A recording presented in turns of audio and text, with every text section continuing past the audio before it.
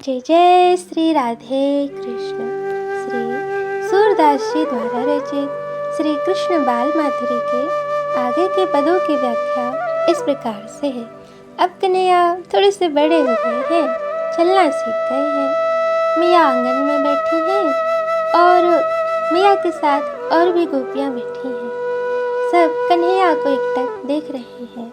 लाला चल रहे हैं, उनकी पैजनी रुंझुन कर रही है। माता रोहिणी और मैया यशोदा दोनों जनी अंगुली पकड़कर अपने पुत्र को चलना सिखला रही हैं। कन्हाई के श्याम रंग के शरीर पर पीला कुर्ता है और मस्तक पर चौकोर टोपी है, जिसका पार सृष्टिकर्ता ब्रह्मा जी भी नहीं पाते। उसी मोहन को गोपियाँ खिला रही हैं। मैया कहती हैं, लाल मैं तुम्हारे घुटनों पे सरकने पर बलिहारी हूँ, तुम मत जाओ, मेरे पास ही खेलो। सूरदास जी कहते हैं कि यशोदा जी अपने पुत्र पर न्यौछावर हो रही हैं। वे उन्हें गोद में लेकर खिला रही हैं।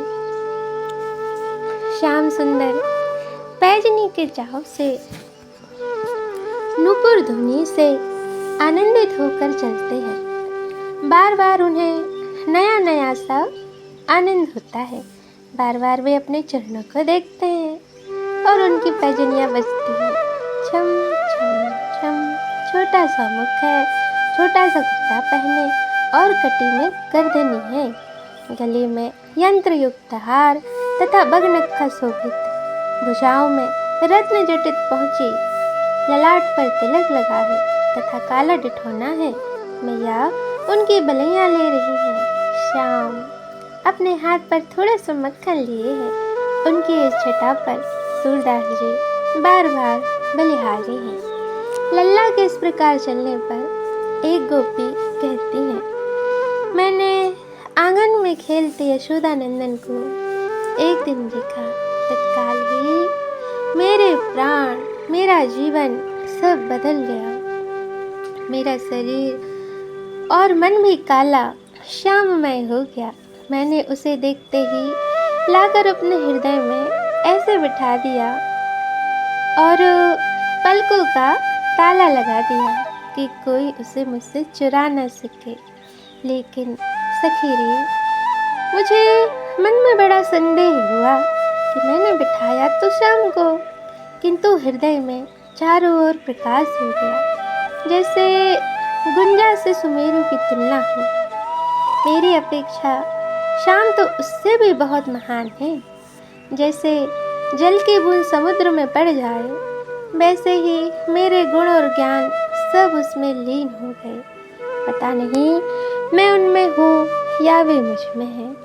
मुझे तो अब अपने शरीर की सुध भी नहीं रहती। वृक्ष में बीज है या बीज में वृक्ष, इसमें उलझने से क्या लाभ। सच तो यह है कि दोनों में से कोई पृथक नहीं है। इसी प्रकार मैं भी श्याम से एक हो गई। अब तो यह दशा है कि जल, स्थल तथा आकाश में, वन में या घर में, घर के भीतर जहाँ भी दृष्टि जाती है, वहीं वहीं मेरे नेत्रों के सम्मुख श्री नंदनंदन नृत्य करते दिखते हैं। लोक की लज्जा, कुलीन होने का संकोच सब मैंने त्याग दिया है। पति, गुरुजन तथा मायके वाले, जिनके संकोच से दहली देखना मतलब द्वार तक आना भी मेरे लिए दुर्लभ था, उनके बीच ही अब नंगे सिर घूमती हूँ। मेरी सासू और ननद मुझे घर घर लिए घूमती हैं। सबसे कहती हैं, इसके रोग का कोई विचार करो, जाने से क्या हो गया है यह बताओ तो। टोना टोटका करती है, यंत्र बांधती है, मंत्र जपती है और देवताओं का ध्यान करके मनोतियाँ करती है। मैं क्या कहूँ, कुछ कहते बन नहीं पड़ता।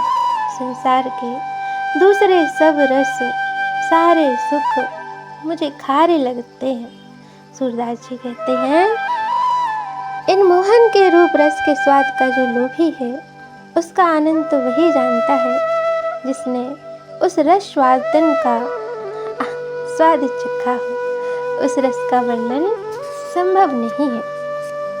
तभी दूसरी सखी कहती है, सखी रे, जब से मैंने श्री यशोदानंदन को आंगन में खेलते देखा, तब से घर का संबंध तो ऐसे टूट गया जैसे कच्चा सूत।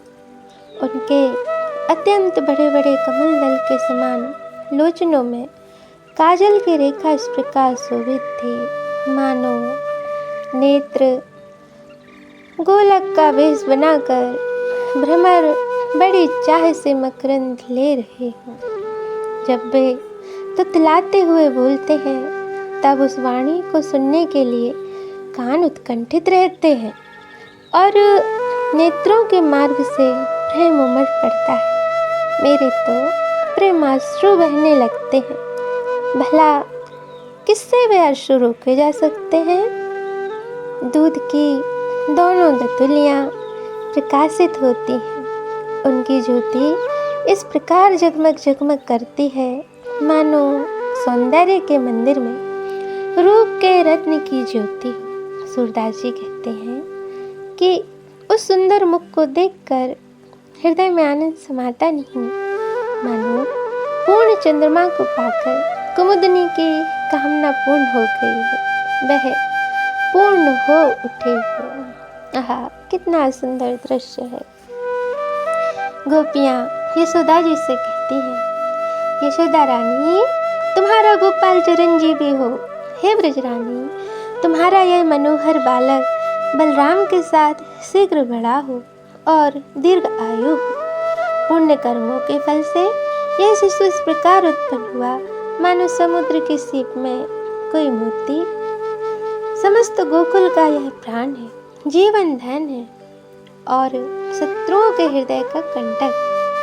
सूरदास जी कहते हैं, इनका घुटनों चलना देखकर नेत्र कितना असीम आनंद प्राप्त करते हैं। गोपिका यह आशीर्वाद देखकर मोहन के शरीर में लगी धूलि को जड़ाने लगती हैं और कहती हैं, इस लाल के सब रोग, सब दोष और संकट मेरी इन आँखों को लग जाए।